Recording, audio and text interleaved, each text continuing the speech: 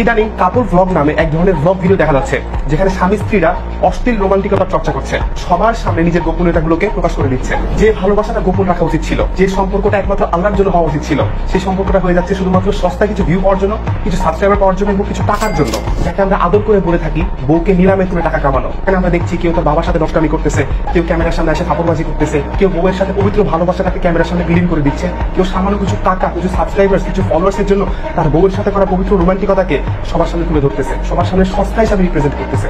আপনি যদি বর্তমান যুগে ফেমাস হতে চান, সহজ হিসাব, জাস্ট একটা বিয়ে করেন, বউকে মাঠে নামাই দেন, শুরু হয়ে যাবে আপনার ভিউয়ের খেলা। এগুলো পাবলিকের সামনে শেয়ার করতে হবে। বউ বাথরুমে যায় কি করলো, স্বামী বাজারে যায় কি করলো, স্বামী রাতে কেমনি নাক ডাকে, বউ কেমনি রাতে কি করতেছে না করতেছে, সব পাবলিকের সামনে আপনাকে দেখাতে হবে। তাহলে আপনাকে একজন হ্যাপি কাপল বলা হবে।